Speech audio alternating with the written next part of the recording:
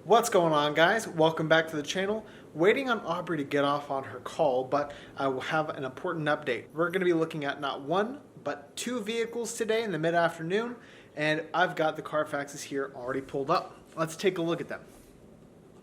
So it looks like first one is a 2009 Hyundai Accent GS trim level, and no accidents, no damage, to previous owners, and everything looks clean. Now let's look at the other vehicle, which is the 2010 Ford Focus. This one does have a bit of damage reported, and as you can see, it is a one-owner vehicle, and it is clean title. So no issues, no salvage, no rebuild, and it looks like it was a Texas car through and through. A little bit of damage on the left rear of the vehicle, so we're going to take a look at that a little more in depth as well. But other than that, looks like it's had some pretty consistent AC recharge, horn replaced. That caliber was the last thing back in May. All right, so with that being said, both vehicles look great. Waiting for Aubrey to get out of her call, and then we're going to head straight to the bank to make a quick pit stop. All right, and off we go. Time to go buy not one, but hopefully two cars. All right, so like HP said, we're gonna go look at two cars. Right now, like in June of 2021, the car market is absolutely insane. Like HP and I were talking about it this morning. It is so incredibly difficult to find cars, and you're finding cars that are typically pretty low value cars that are high value prices, but also salvaged cars that are also priced at like non-salvage prices as well. Absolutely. And a lot of these vehicles we've been looking for that are typically $3,000, $4,000 vehicles are upwards of $6,000 to $7,500, and which makes no sense even on a clean title basis. It's crazy. Yeah. It's absolutely crazy. So if we can get two cars today that are under the $4,000 price per car, that will be a big win. So we'll have to see.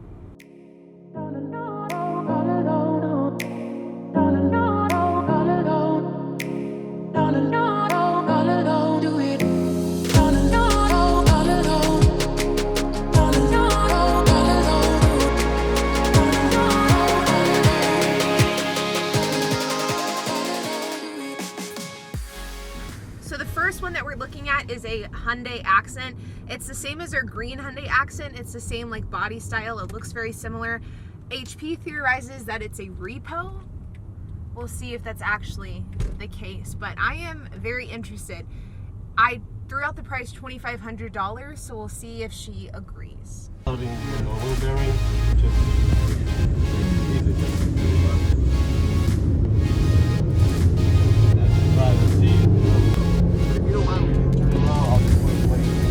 I think that this is probably a good test drive.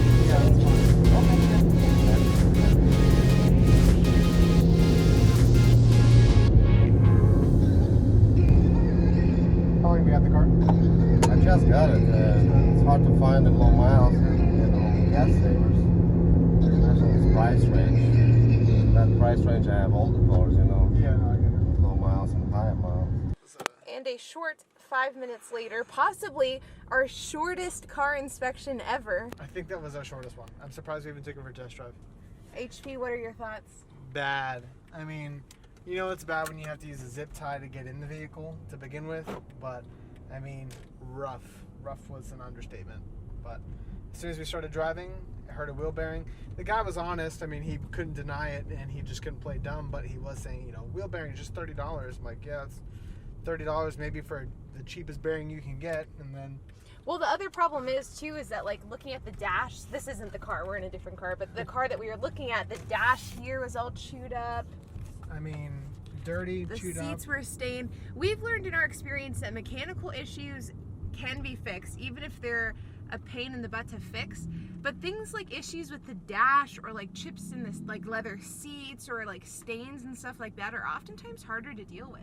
Yeah. And like it looked as though like a dog or something had clawed at the dashboard. That was the worst car that we've seen in a long time. Oh yeah, definitely just ugly. Not even worth $29. I honestly think if he told us that he'd sell it to us for $1,500, I don't know if I would have taken it. He said $21,500 was the sale price, and then drive out $25,000. So even $2,500.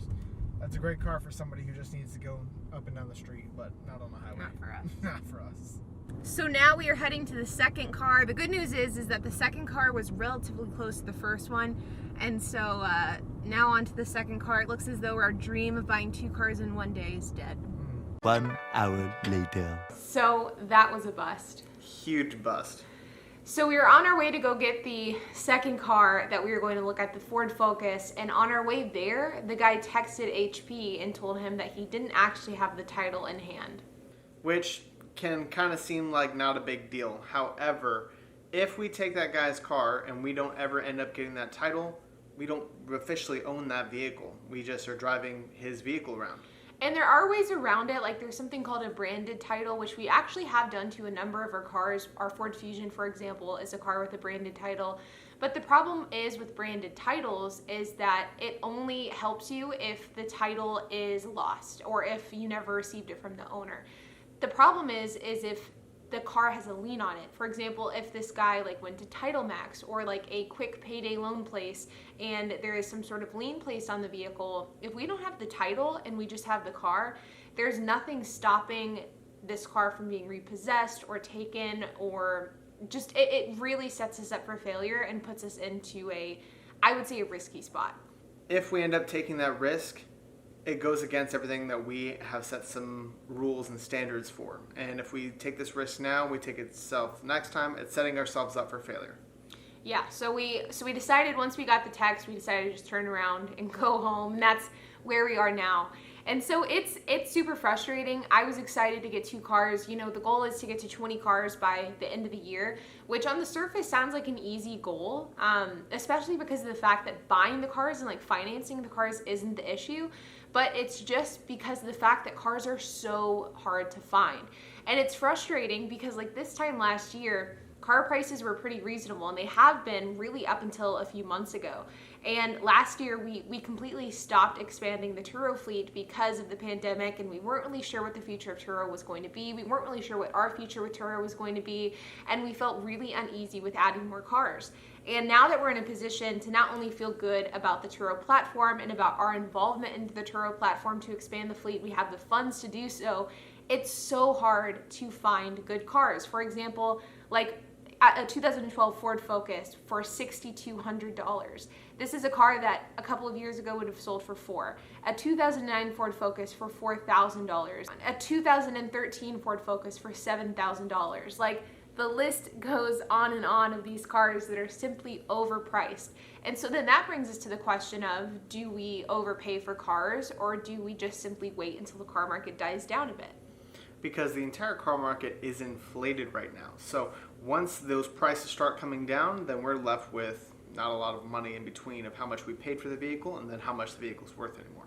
And this is something that we talk a lot about. I've talked about it on my main channel. I've talked about it in the Turo course that I have as well, is that buying cars at the wrong price sets you up for a lot of exposure if the car gets in an accident.